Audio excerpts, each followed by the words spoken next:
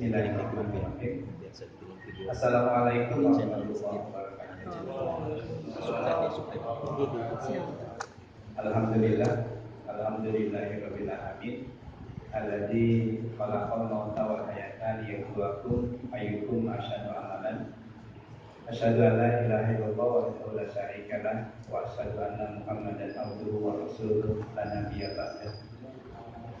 Allahumma shalli wa sallim ala sayyidina Muhammad wa ala alihi wa ashabihi wa man da'a ila Allah bi da'watil Islam wa man tamassaka bi sunnati rasulih wa man tabi'ahu bi ihsani ila yaumil qiyamah amma ba'du.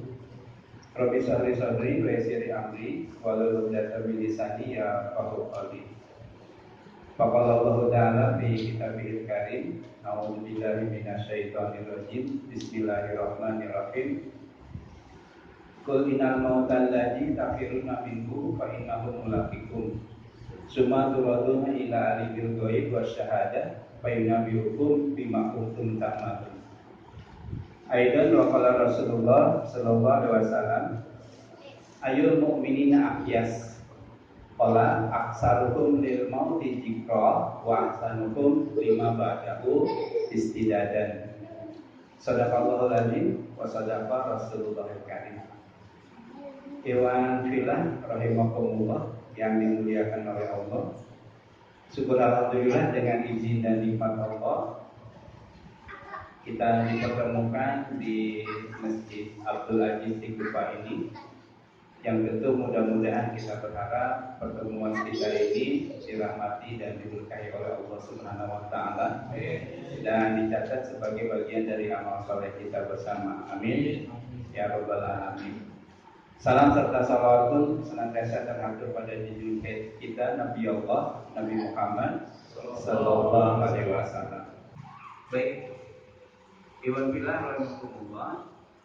Jadi kita bersyukur nih Ustadz Maulana, Ustadz Enu dan teman-teman DKM Masjid Abdul Aziz Kufa ini memfasilitasi kita ya untuk kemudian kita belajar untuk mengurus jenazah. Melakukan pengurusan jenazah ini suatu hal yang mulia, ya, amal soleh ya bagi kita semua. Kalau kita misalkan ikut memandikan ya jenazah, itu ya pahalanya kita akan diampuni 40 kali ampunan oleh Allah. Kalau kita menggali kuburnya, ikut menggali kubur, itu kita akan sama seperti orang yang menyiapkan rumah ya untuk dipakai, dan pahalanya akan mengalir terus sampai hari kiamat. Kalau kita kemudian juga menyiapkan kain kafan untuk membantu saudara kita mungkin yang kekurangan begitu, maka insya Allah nanti di akhirat nanti Allah akan siapkan ya kain sutra yang tebal dan halus ya. Nah makanya tadi inilah yang pahala. Kalau mungkin ya di sini belum ada peralatan terkait dengan pengurusan jenazah, misalkan kain kafan dan sebagainya. Kalau ada teman-teman mungkin yang mau berinfak begitu ya untuk itu, maka itu sangat sangat membantu kita semua gitu, termasuk ya kita dapat pahala ya. Dan juga pahala lain yang Allah siapkan untuk yang ikut terlibat dalam pengurusan jenazah ya. Kita ikut menyolatkan saja itu dapat pahala 1 qirat. Kalau 1 qirat itu 1 gunung Uhud. Gunung Uhud itu berapa panjangnya?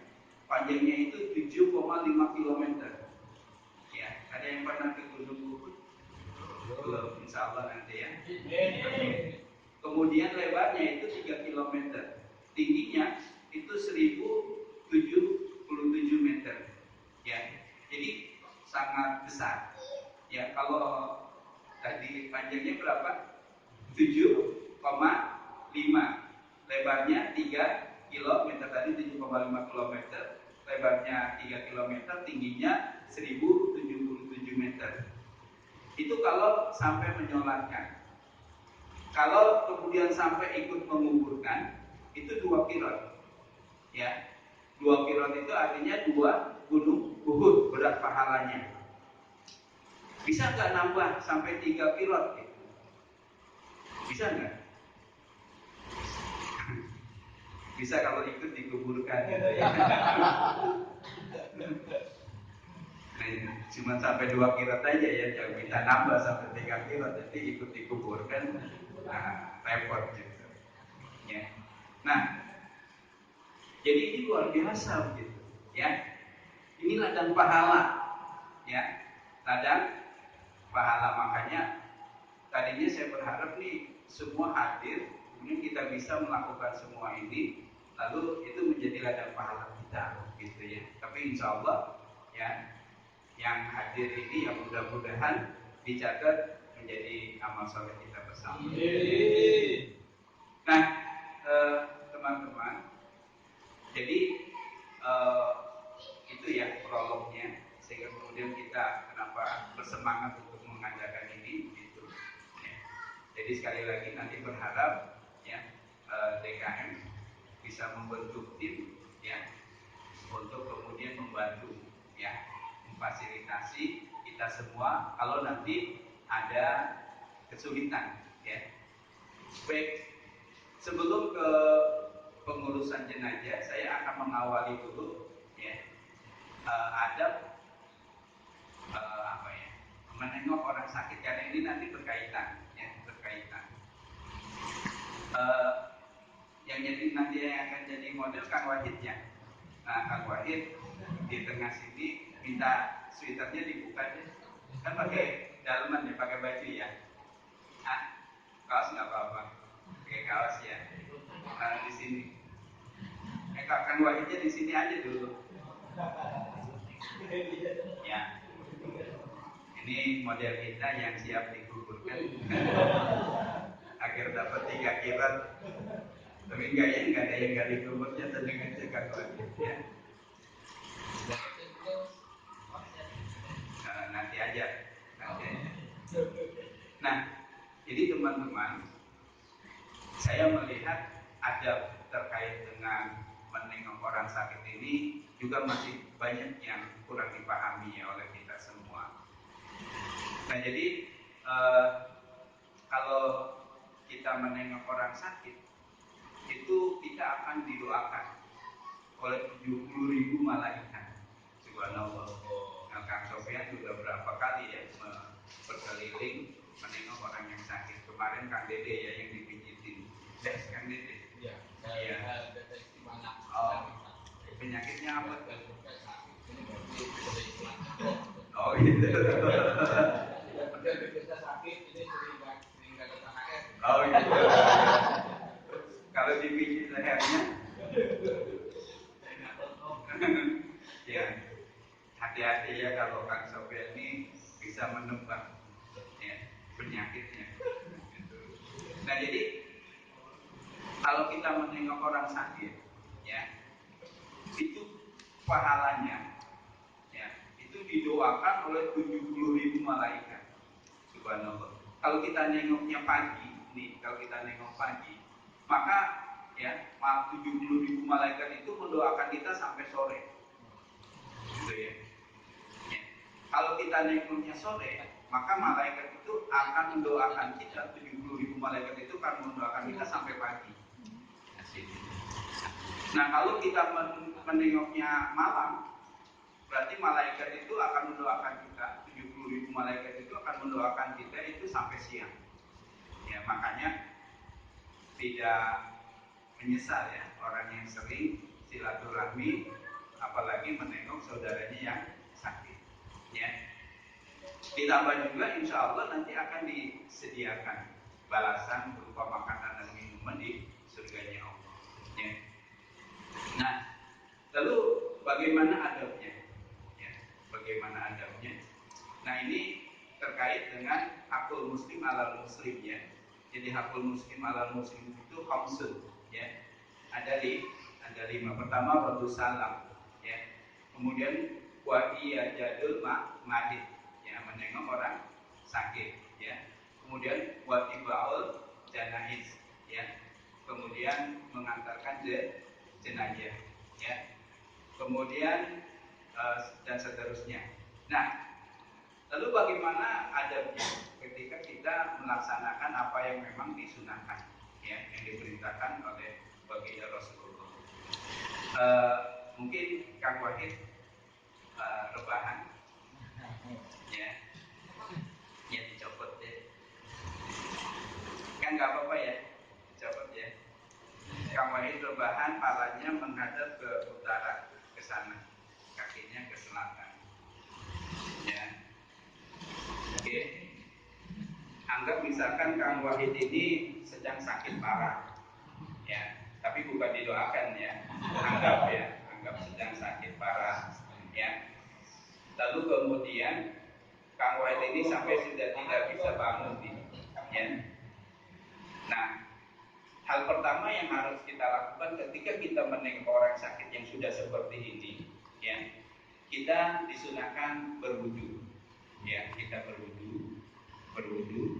Nah, lalu kemudian, ya, setelah kita berwudu, maka kita kemudian yang menghampiri teman atau saudara kita yang sakit. Kang Halim misalkan sini, Kang Halim. Nah, Kang Halim kemudian orang yang nengok, maka Kang Halim memposisikan diri duduk di samping kanan, ya, si sakit, dekat dengan kepalanya, ya, dekat dengan kepalanya. Ini yang sakitnya agresif, ya, dekat dengan kepalanya. Lalu kemudian air wudhu yang masih menempel, ya, di kulitnya Kang Halim itu dibasuh-basuhkan atau diusap-usapkan ke mukanya, ya, Kang Wahid, ya, terus kemudian ke tangannya. Ini barokahnya air wudhu, ya, barokahnya air wudhu, biar kemudian yang sakit juga dapat. Kemudian tangannya diusap-usap, jadi jemarinya halo, diusap-usap, tangannya diusap-usap, ya. Kemudian lehernya diusap-usap, ya, dadanya juga diusap-usap. Nah, kata Jubair, aku ketika sakit, ketika ditengok oleh Rasulullah, dadaku diusap-usap dan hangatnya itu sampai terasa, sampai aku mau wafat, gitu ya. Nah, itu subhanallah, ya. Ketika Jubair sakit keras, lalu Rasulullah menengok dan Rasulullah mengusap-usap dadanya, dan kata Jubair, itu hangatnya belayan Rasulullah itu sampai terasa, ya, olehku sampai aku mau meninggal, gitu ya. Nah, itu. Maka kita disunahkan juga begitu, ya, mengusap-usap. Nah, kemudian apa yang kita lakukan ketika kita mengusap tangannya, mengusap dadanya, mengusap wajahnya atau rambutnya, ya? Kita bacakan ayat-ayat suci Al-Quran, ya. Apa saja yang antum hafal, minimal yang antum bacakan itu pertama surat Al-Fatihah 3 kali, ya. Kemudian kedua surat Al-Ikhlas yang qul huwallahu ahad 3 kali. Kemudian yang berikutnya Al-Falaq, qul a'udzu birabbil falaq 3 kali, dan kemudian Anas, ya, qul a'udzu birabbin nas, ya. Nah, antum bacakan 3 kali sambil antum mengusap-usap, ya, tangannya, gitu ya. Nah, kalau itu sudah, lalu antum berdoa, ya. Banyak doa yang bisa kita ambil, ya, dari tuntunan doa ketika kita menjenguk orang sakit. Di antaranya, ya, yang banyak dilakukan itu as'alullahal azim rabbul arsyil azim ayaspik. Nah, ketika menyebut ayaspik itu sebut namanya, ya. Siapa? Misalkan Kang Wahid bin Mughirah. Wahid bin Mughirah apa sih? Ya, sebut namanya, ya. Ya, minimal 7 kali lah. Ya, as'alullahal-azim rabbul arsyil azim ayaspik Wahid bin siapa, ya, atau siapa saja, ya. Nah, itu sembari tadi diusap-usap dadanya, kita doakan as'alullahal-azim rabbul arsyil azim ayaspik Wahid bin ini, gitu ya. Nah, banyak lagi doa yang lain, ya. Misalkan la basa tohuran, yang insyaallah, gitu ya. Jadi itu juga doa. Sembari kita kemudian mengingatkan jangan takut, jangan bersedih. Insya Allah ya dengan sakit ini itu merupakan kasih sayang Allah. Jadi salah satu bentuk kasih sayang Allah kepada kita memberikan sakit. Ya. Siapa yang nggak pernah sakit? Yang nggak dicintai oleh Allah? Fir'aun. Ya. Fir'aun itu selama hidupnya nggak pernah sakit. Itu bukti bahwa dia emang nggak dicintai oleh Allah. Nah, orang beriman ketika dia diberi sakit itu sebetulnya ya bentuk cinta Allah untuk mengurangi dosa-dosa si mayit ya sebelum ajalnya tiba. Jadi sakit ini itu merupakan pelebur dosa. Makanya kata baginda Rasulullah, ajaba li amril mukmin ya. Fa in asabatu saqal syakara fa inna khairul lah. Ya. Wa in asabatu darahu sabara fa kana khairul lah. Jadi ajaib ya. Inna amruhu kulluhu khairun. Semua urusan orang beriman itu adalah kebaikan. Ketika dia diberi kenikmatan, maka dia bersyukur. Maka bersyukur itu adalah baik baginya. Dan ketika dia diuji sakit, maka ya ketika dia bersabar dengan sakitnya, maka itu juga kebaikan. Bahkan itu sebagai penggugur dosa. Jadi kalau kita sakit, ya ada 3 hal yang dicabut oleh Allah dari kita. Pertama, ya cerah wajah kita dicabut. Biasanya orang sakit kan pucat ya wajahnya. Kemudian kedua, nafsu makannya dicabut. Makanya orang sakit nggak nafsu makan. Ya, makanya kalau ada orang sakit dibawain enak-enak itu salah. Ya, selagi sehat dibawain yang enak-enak, kalau lagi sakit nggak nafsu ya. Makanya kalau nengok orang sakit bawain yang enak-enak, yang makan yang nungguin orang sakit. Ya, yang sakitnya mah enggak ya. Tapi bukan berarti nggak boleh. Kita kan mancing supaya dia bisa makan ya. Udah sakit dibawain yang nggak enak-enak itu sakit gitu ya. Ya. Nah, jadi ya bersabar ya. Kita nasihati ya si teman kita atau saudara kita yang sakit itu untuk bersabar menerima ya ujian dari Allah Subhanahu wa taala ya. Jadi kita ketika menengok orang sakit, di samping membacakan ayat-ayat suci Al-Quran, di samping kemudian kita mendoakan, kita juga memberi semangat. Jangan sampai kita datang kemudian membuat si sakit semakin down. Misal gini, Kang Wahid sakitnya sakit ginjal, ya, terus Kang Halim bilang, wah, antum sakit ginjal ya? Iya, kata Kang Wahid. Kemarin tetangga saya sakit ginjal mati. Kang Wahid tambah down, ya, tambah down. Kalau kita mau ngomong yang memberi semangat, jangan ngomong yang kemudian membuat si sakit tambah parah, ya. Nah itu, ya. Jadi kita ya memberikan ungkapan atau kalimat-kalimat yang membuat si sakit itu bersemangat. Ya kita dorong supaya dia tambah sehat, gitu ya. Nah, kalau kemudian sudah, kita juga ingatkan tentang sholatnya. Antum sudah sholat belum? Ya, kalau misalkan belum kita tayamumkan, atau kalau perlu diwudukan, gitu ya. Kita bantu deh, gitu. Kita bantu. Jangan sampai kita nengok orang sakit, kita enggak ingatkan, ya kewajiban-kewajibannya. Termasuk kita ingatkan juga, ya kalau orang udah sakit itu, kalau mungkin udah parah itu wasiatnya, ya wasiatnya. Jadi kita ingatkan, antum punya wasiat juga, antum udah tulis wasiat juga, antum sudah buat wasiat juga, gitu ya. Tapi kalau emang dia nggak punya wasiat ya jangan dipaksa. Awas antum kalau nggak buat wasiat sepertiga dari harta antum untuk saya, awas ya. Itu mengancam ya, itu mengancam. Jangan, kalau emang nggak punya wasiat ya jangan dipaksa. Tapi kalau punya wasiat mungkin belum gitu ya, dia nuliskan wasiatnya, maka kita bantu. Apa mau saya tuliskan gitu ya, atau mungkin ya silakan nanti dilakukan dengan keluarga gitu. Nah, jadi itu beberapa adab ya menengok orang yang sakit, terutama yang sudah sakit parah. Gitu. Nah lalu kemudian bagaimana kalau teman kita atau saudara kita yang sakit ini sudah sakaratul maut gitu ya, sudah sakaratul maut, artinya sakitnya sudah semakin parah. Gitu. Lalu apa sih indikasi? Ya, apa indikasi dari sakaratul maut?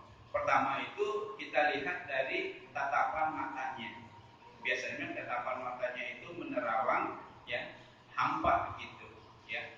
Dia melihat terus ke atas, ke kanan, ke kiri, karena memang malaikat sudah kumpul saat itu. Dia sudah diperlihatkan tentang surga dan neraka oleh Allah, dan juga diperlihatkan tentang malaikat maut. Nah, kalau dia beriman, ya, orang soleh, ya, dia orang baik, orang beriman, maka malaikat maut itu datang dengan wajah berseri, ya. Tapi kalau dia orang kufur, ya, orang yang membenci Islam, maka malaikat maut datang dengan wajah yang seram, ya. Nah, terus kemudian kalau memang dia itu sudah sakaratul maut, maka kita disunahkan untuk menghadapkan wajahnya ke arah kiblat, ya. Jadi dari Abu Hurairah, ya, wa ausa aywajihal kiblata ijah tadaro. Jadi aku diwasiatkan oleh Rasulullah untuk menghadapkan wajah si mayit itu ke arah kiblat ijah tadaro ketika, ya, sakaratul maut itu tiba. Nah, lalu kemudian apa yang harus kita lakukan ketika saudara kita atau teman kita sakaratul maut? Ya, pertama hentikan dulu ngaji.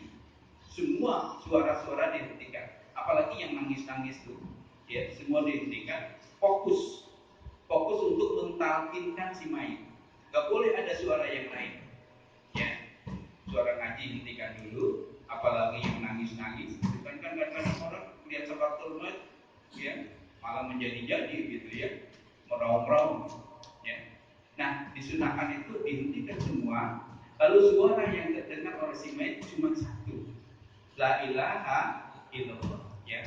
Talqinu mayitakum la ilaha illallah. Talqinkan, ya, si mayit itu atau calon mayit itu dengan kalimat la ilaha illallah. Jadi nggak boleh ada suara lain. Allahu Akbar, subhanallah, itu hentikan dulu. Kenapa? Karena akhirul kalam la ilaha illallah dakhulul jannah. Ya. Jadi ketika kita mentalkinkan, bagaimana caranya? Ya, nah Kang Halim, silakan secara pelan, lirik dengan suara lembut, bisikan di telinga kanan Kang Wahid. Lah, sebelumnya tadi agak sehat kalau pada saat wajah si mayit dibalikan ke kiblat, apakah posisinya dibuka? Ya, seperti ini. Hanya wajah saja. Seperti ini aja. Ya. Karena ini tidurnya Rasulullah kayak gini. Ya, ya, betul. Enggak. Posisi begini aja. Karena posisi begini itu, ya, ini dalam posisi tidurnya baginda Rasulullah.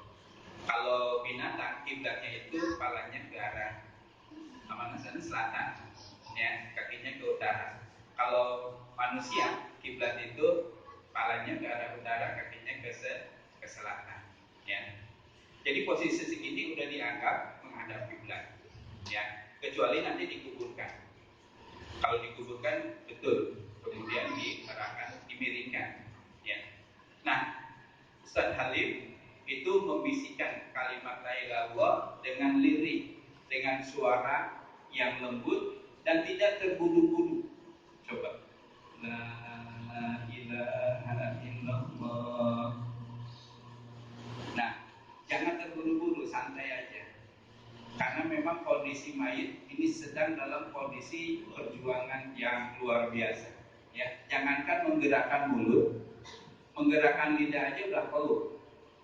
Kita tidak kita tidak kemudian memaksa supaya si mayit ini mengucapkan dengan lidahnya, dengan mulutnya, tapi dengan suara yang kita bisikkan di telinganya itu akan merasuk, ya. ke dalam hati sanubari akal pikirannya, dan kalau itu kemudian ya oleh dia diterima, dia pun kemudian dalam hatinya mengucapkan itu sama dengan dia mengucapkan kalimat la ilaha illallah.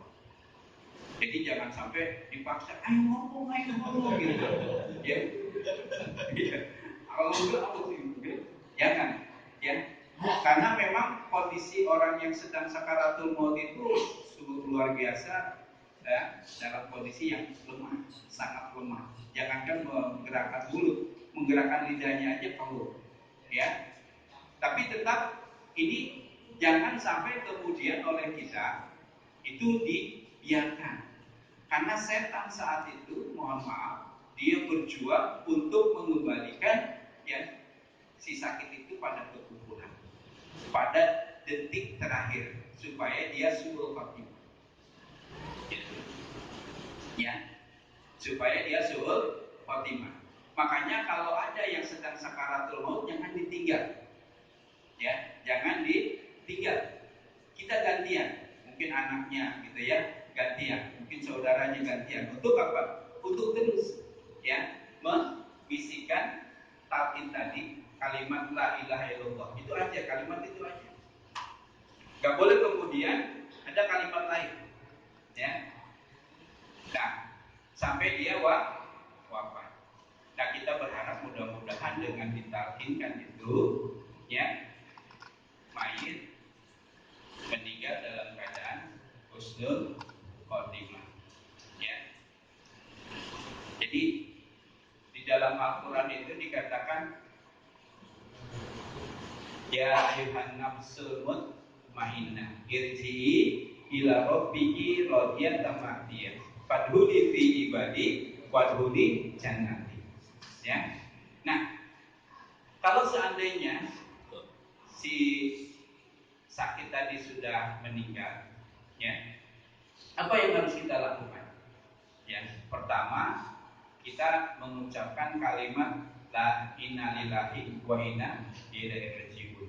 Ya, lalu kemudian kalau matanya nih, ya, ingat mata si mayit itu kan dia melotot ya, melihat kemana arah ruhnya dibawa oleh malaikat.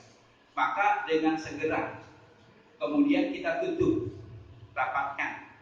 Kalau mulutnya menganga gitu ya, maka juga segera kita rapatkan. Jangan sampai dilamakan karena itu akan kaku.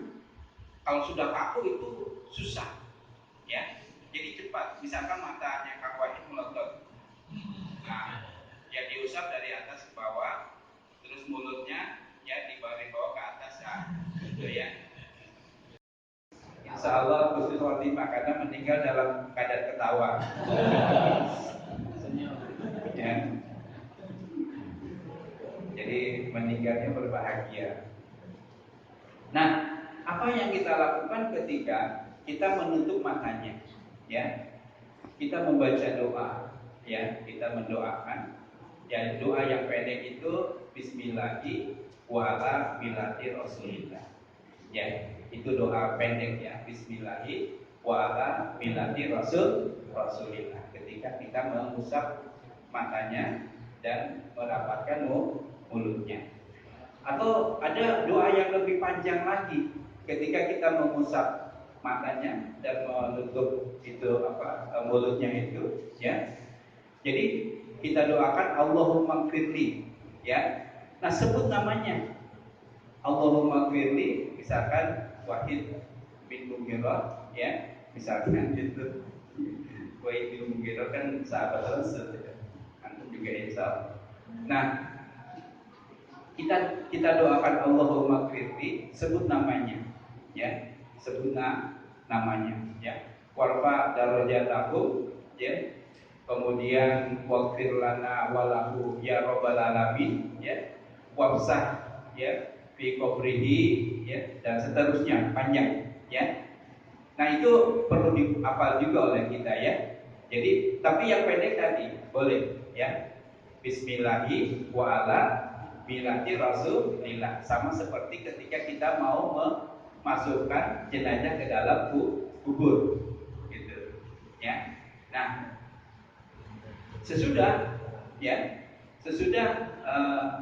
mayit ini kita doakan, kita diperintahkan mencium keningnya.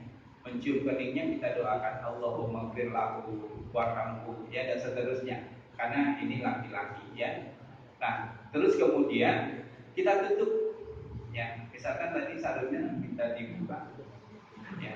Kita tutup dengan kain, ya. Sembari kita mempersiapkan, ya, langkah kedua, ya, ditutup dari atas kepala, ya, sampai kaki, ya. Nah, ini mayat yang memang proaktif. Ya, nggak usah dibuka lagi, nggak bisa napas. Ya, kasihan nanti beneran. Ya. Nah, sudah kita bungkus kayak gini, yang kita siapkan kemudian langkah kedua. Apa itu? Memandikan, ya. Nah, nanti mau praktek juga mangga, Kang ini sudah siapkan, ya. Tapi kita teori dulu nanti insya Allah. Ya, Kang Wahid siapkan 5 mandi. Atau bosan enggak, wah gimana nih? Harusnya harus siap bahwasanya ada sarungnya, ya.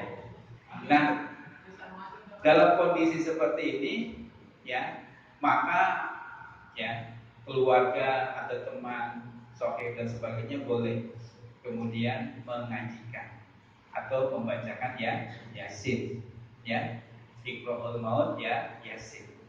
Bacakanlah kepada si mayit itu, ya, Yasin. Ya, kita bacakan Yasin, lalu kita siapkan, ya, yang kedua yaitu untuk memandikan. Nah, apa saja yang dibutuhkan, ya, oleh yang memandikan? Nah, saya minta peralatannya bawa sini. Ya, enggak itu tuh yang itu, Kang, ya, yang itu juga termeng. Atau biarin aja di situ, ya. Itu biarin ini aja. Ya. Nah, yang dibutuhkan oleh yang memandikan, ya, ya. Pertama sarung tangan, tapi sarung tangannya jangan yang begini. Ini contoh aja, ya. Kang ini siapkannya yang begini. Sarung tangannya yang tebal, baik yang dari katun maupun yang dari karet. Ada tuh yang orange itu yang tebal, ya. Untuk apa? Agar ketika tangan kita menyentuh bagian-bagian vital itu tidak sampai terasa, gitu, ya. Tidak sampai ada perasaan sesuatu, ya. Nah, itu untuk yang memandikan, ya. Nah, kemudian yang kedua untuk si mayit, ya. Untuk si mayit yang pertama, ya, itu apa? Daun bidara, sidr. Nah, kalau nggak ketemu juga, ya, susah. Daun bidara nggak ada, yang sudah diekstrak juga nggak ada, maka boleh diganti dengan sabun. Tapi sabunnya sabun cair, ya, sabun cair, ya, misalkan Dettol atau apalah gitu, ya, Lifebuoy dan sebagainya, ya, sabun cair. Nah, kemudian, ya, yang kedua yang harus kita siapkan untuk si mayit, ya, kapur barus, 1 bungkus kapur barus itu kamper, ya, kamper. Nah, kita tumbuk kapur barus itu, kita tumbuk sehingga kemudian menjadi halus, ya, kapur barus kita tumbuk menjadi halus. Nah, kemudian yang ketiga yang harus kita siapkan sarung. Ini kain ini, ya, kain sarung ini. Pertama untuk menutupi auratnya ketika dimandikan, ya. Ini bisa dilipat nanti untuk menutup aurat laki-laki kan cuma dari pusat sampai lutut, gitu, ya, dari pusat sampai lutut. Kalau wanita kan seluruh, ya, kecuali muka dan telapak tangan. Tapi biasanya seluruh. Nah, terus kemudian kain yang satunya, ya, kain begini juga, itu untuk menutupi si mayit setelah dimandikan. Untuk kita bawa ke ruangan untuk dikafani itu biasanya ditutup ya dengan kain ini. Nah kemudian yang dibutuhkan berikutnya ya gunting ya. Misalkan nanti kalau dimandikan bajunya susah dibuka ya, daripada nanti nyiksa si mayit ya, berlaku kasar kita terhadap si mayit, maka gunting aja bajunya. Nanti siap ya kaosnya digunting gitu. Ya kan udah siap resiko ya, siap resiko, pokoknya mah nurut aja. Mayit kan gak bisa berontak ya, jangan berontak ya. Nah, udah ada ya, sudah ada gunting. Terus kemudian siapkan juga gunting kuku. Khawatir si mayit kukunya belum sempat dipotong, kotor ya, dia gunting ya. Tapi hati-hati jangan sampai terlalu dalam melukai ya. Ya pokoknya dibersihkan, tujuan kita membersihkan. Kemudian handuk kita siapkan ya. Kemudian apalagi kembar ya, kapas, tisu ya kita siapkan ya. Kemudian juga kantong plastik kita siapkan ya. Kita siapkan kantong plastik ya untuk tempat sampah. Jadi itu nanti dibungkus kemudian dibedah. Itu ya, segala sampah-sampah yang berasal dari si mayit ya. Kemudian juga kita siapkan minimal 3 ember ya, 3 ember. Ember pertama untuk campuran air dengan kapur barus ya. Kemudian ember kedua untuk campuran air dengan daun bidara atau air sabun ya. Nah, ember ketiga itu untuk air mutlak atau air suci mensucikan, air putih biasa yang tidak boleh dicampur dengan yang lainnya. Atau kita juga siapkan keran dengan selang. Tapi nanti hati-hati kalau memandikan, selangnya itu kecil aja, jangan sampai mencelat gitu ya. Disemprot gitu ya. Steam, pengen saking bersihnya di steam ya. Di rumah punya semprotan steam ya. Nah sebetulnya memandikan jenazah ini sama dengan mandi junub ya, sama dengan mandi junub ya. Nah sebetulnya juga ya, sekali saja ya air itu diratakan sampai kemudian tembus kulit depan, belakang, atas, bawah, itu udah cukup ya.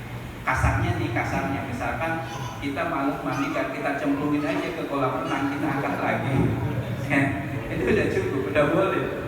Tapi kan itu adabnya suhu adab ya, masa kita memperlakukan si mayat dengan seperti itu. Kita pengennya yang abdol gitu kan.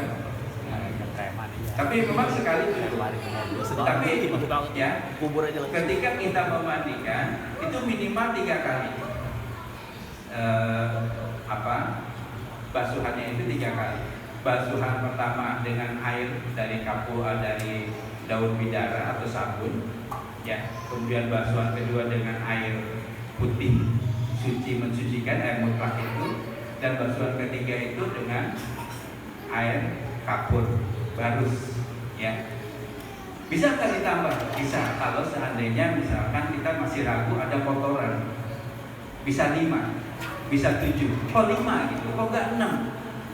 Ya, 5 itu berarti tadi 3 udah ya.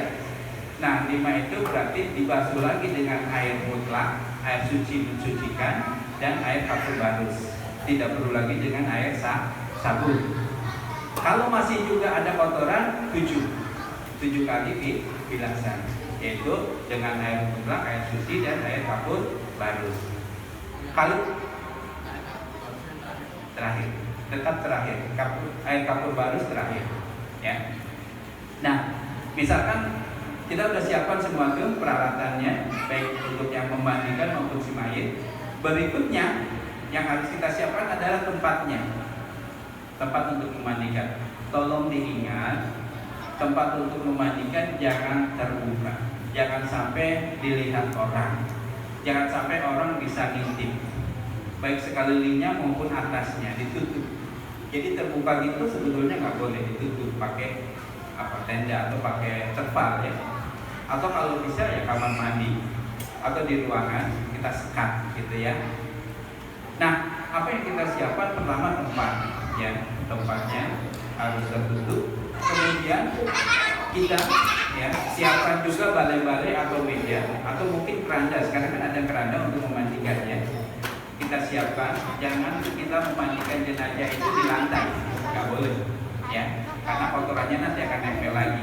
Lubang hidungnya kita bersihkan dengan katembat atau dengan kapas, matanya, kupingnya, jari-jarinya, kukunya, jari-jari kakinya, gitu ya. Lalu kemudian setelah dibersihkan, ya kita bersihkan juga kemudian bagian kemaluannya, dubur dan duduknya itu kita angkat. Misalkan Kang Halim tolong diangkat kepalanya Kang Wahid sampai misalkan 60 derajat atau 70 derajat lah. Ya, ya. Ini emang mayatnya berakhir, terus diangkat lagi kurang. Segini. Lalu kemudian perutnya dipijit. Perutnya dipijit-pijit dengan pelan, dengan halus, dengan kasih sayang, dipijit ke bawah, ya, dipijit ke bawah, ya. Supaya apa? Supaya kotoran yang ada, yang mungkin tersisa itu bisa keluar, ya. Lalu kemudian yang teman berikutnya ikut membasuh, ya. Kang Halim tangannya sudah pakai katembai, sudah pakai apa? Tadi sarung tangan, terus kemudian ini washlab ya, tadi washlab lupa disebutkan, washlab kemudian dibersihkan, maaf ya, kemaluannya, dubur dan duburnya itu dibersihkan. Hati-hati kayaknya ya. Nah itu ya, dibersihkan, masuk, coba dibersihkan, enggak itunya ya, ya dibersihkan, atau masuk ke dalam. Jangan pakai perasaan ya. Ya, ini. Ya, dibersihkan. Kemudian juga belakangnya dibersihkan, dimiringkan. Sembari dibanjur sama air ya. Sembari dibanjur sama air, ini dibersihkan. Dicebokin gitu ya? Ya, dicebokin. Nah, kalau ini sudah dianggap ya bersih ya. Lalu kemudian yang berikutnya kita wudukan. Ya. Kita wudukan. Wudu seperti kita mau sholat normal, dari mulai jari jemari tangannya ya sampai kakinya. Nah, setelah selesai diwudukan, ya setelah selesai diwudukan, itu kemudian dibasuh dengan air basuhan pertama. Basuhan air pertama itu air apa? Air bidara atau air sabun, ya. Kita guyur, ya, misalkan Kang Halim guyur, misalkan tuh pakai aqua, tapi jangan yang ada airnya, kayak aqua kosong lah, anggaplah. Tadi ya. Berarti sebelum dimandikan digosok diguyur sama air, pertama tahapannya diwudukan dulu. Iya betul, diwudukan dulu, ya, diwudukan dulu. Makanya tadi saya katakan ini sama dengan mandi junub. Ingat kalau antum mau mandi junub, hal pertama yang antum lakukan adalah berwudu, ya, berwudu. Oke. Nah, jadi siraman pertama dengan air bidara atau air sabun, ya, yang sudah kita siapkan misalkan di ember itu, ya, itu dibasuhkan dari mulai kepala, dari mulai rambut sebelah kanan, sebelah kanan dulu, terus ya dibasuhkan ya lengannya, kemudian dadanya, perutnya, ya kemudian pahanya, betisnya sampai kakinya. Tapi ingat sebelah kanan. Setelah yang depan kita basuh, kemudian kita miringkan, antum miringkan ya ke sana, berarti antum miringkan. Nah, terus antum guyur dari mulai rambut ya, dari mulai rambut ya, terus ya sampai ujung kaki ya. Nah, kalau yang kanan sudah, depan maupun belakangnya, maka kemudian sekarang antum guyur sebelah kirinya. Ya, sebelah kirinya dari ujung rambut, kemudian terus sampai ujung kaki, ya, yang depannya. Nah, kemudian kalau yang depannya sudah, itu Itu kemudian yang belakangnya, ya, yang belakangnya diguyur. Nah, ini guyuran pertama, basuhan pertama, yaitu dengan air yang dicampur dengan daun bidara atau air yang dicampur dengan sabun, ya. Lalu boleh nggak dilap-lap digosok? Ya, sekalian kemudian digosok-gosok, ya, supaya bersih pakai poslap, ya, supaya juga menghindari adanya kontak rasa, gitu ya. Nah, itu dibersihkan kanan, ya, muka depan sampai dari ujung rambut sampai ujung kaki, juga belakangnya, ya, belakangnya. Kemudian yang kirinya. Nah, kalau ini sudah selesai, maka basuh dengan basuhan kedua. Apa basuhan kedua? Yaitu dengan air, ya, suci mensucikan. Air sabun suci, tapi tidak mensucikan, ya. Basuh dengan air suci mensucikan, sama seperti basuhan dengan air pertama tadi. Dari ujung rambut, ya, sampai ujung kaki, muka dulu, baru belakangnya, ya. Kemudian kalau yang kanan sudah, maka yang kirinya, ya, yang kirinya dari ujung rambut sampai ujung kaki, depannya juga, kemudian belakangnya. Oke? Ini basuhan kedua. Ingat, basuhan kedua adalah dengan air suci mensucikan atau air mutlak, ya, yang tidak dicampur apapun. Kalau ini sudah, ya, maka basuh dengan basuhan ketiga. Basuhan ketiga adalah air yang sudah dicampur dengan kapur barus. Ingat, kapur barusnya kita tumbuk halus, ya, jangan sampai kasar, halus sehalus-halusnya. Lalu kita campur dengan air, lalu kemudian dibasuhkan sama seperti basuhan ke-1 dan basuhan kedua. Ya, coba antum basuh, ya, dari mulai ujung rambut sampai ujung kaki, muka depannya, terus kemudian belakangnya, ya. Nah, kalau yang kanan sudah, maka kemudian yang kirinya, ya, yang kirinya. Oke. Nah, kalau basuhan ketiga ini sudah dilakukan, antum misalkan menganggap bahwa si mayit ini sudah suci, nggak ada lagi kotoran, ya. Misalkan antum periksa, gitu ya, dubur dan duburnya itu, misalkan sudah bersih, nggak ada lagi kotoran, maka cukup sampai 3 saja, ya. Tapi kalau antum anggap ini masih belum, ternyata kok masih ada, gitu ya, masih ada kotoran, maka basuh dengan 5 kali basuhan, ya, yaitu dengan air suci mensucikan, kemudian terakhir dengan air campuran kapur barus. Kenapa terakhir dengan kapur barus? Karena kapur barus itu di samping mewangikan, juga akan menahan tubuh si mayit dari serangan serangga di dalam kubur, jadi mengawetkan, ya. Makanya basuhan terakhir itu dengan itu, ya. Nah, lalu bagaimana kalau ini sudah, ya? Kalau ini sudah, ya, maka antum kemudian ganti kain basahan yang tadi digunakan untuk menutup aurat. Ingat, ya, ketika memandikan sekali lagi jaga auratnya, jangan sampai terbuka. Ingat, aurat laki-laki dari pusar sampai lutut itu tetap, kain itu tetap, ya, jangan dibuka, jangan dilepas. Nah, ketika antum mau mengganti pun itu sudah disiapkan kain ini.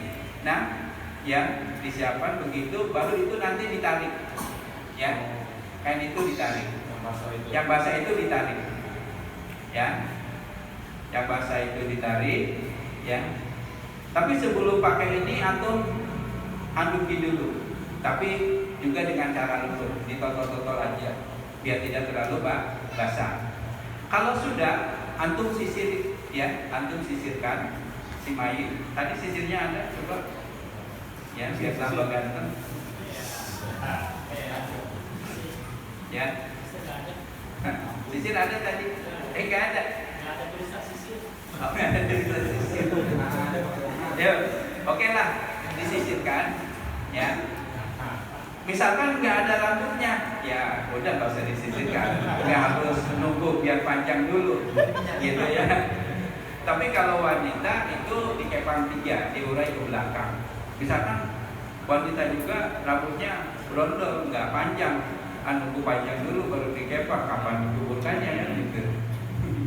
Ya, kalau kita ya misalkan masih pengen panggil orang, maka manfaatkan orang itu bukan untuk memandikan, Memandi saja. tapi hanya untuk mengarahkan saja. Memandu, ya, memandu saja. Yang memandikan kita, gitu, ya. Yang terjun sampai menggosok, mengelap itu kita, ya. Dan kalaupun kita memanggil orang untuk memandikan, syaratnya harus amanah dan menjaga rahasia, ya. Kalau misalkan orang itu nggak amanah, nggak bisa menjaga rahasia, jangan, ya. Nah, kalau kita kemudian dipanggil untuk menjadi pemandu, kita amanah, kita menjaga rahasia si mayit, maka tadi kita dapat pahala. Nah, langkah ketiga adalah kapan, ya. Kain kapan itu harus berwarna putih, harus ada garis-garis, kalau tidak nggak masalah. Kemudian kain kapan itu harus baik, ya. Baik itu tidak harus bagus, ya. Baik itu tidak harus bagus, yang penting dia tidak menembus pandang. Ya, misalkan terlalu tipis, ya. Misalkan terlalu tipis, maka itu nggak boleh, ya. Nah, ini Kang Endo beli cukup bagus dari kain katun, ya. Karena Rasulullah juga kain kapannya itu tenun dari Yaman, ya, lembut, ya. Nah, kemudian, ya, kain kapan itu kalau abdulnya itu dibeli dari uang si mayit, itu abdulnya. Tapi kalau kemudian si mayit nggak punya uang, gitu ya, miskin, misalkan maaf, kebeli kain kapan aja enggak, gitu ya, nggak bisa kebeli kain kapan, maka boleh saudaranya, boleh tetangganya atau siapa saja tadi bersedekah kain kapan itu, maka akan dibalas oleh Allah dengan, ya, kain sutra yang tebal dan lembut. Mau nggak? Oh ya, kain kapan paling berapa sih? 10 meter, 350, ya. Ya, misalkan siapa di antara kita nih yang mau beramal, ya, bersedekah kain kapan untuk di Masjid Abdul Aziz, lalu disimpan oleh DKM untuk nanti, ya, teman-teman yang membutuhkan, maka itu akan dibalas oleh Allah, ya, dengan kain sutra yang tebal dan halus.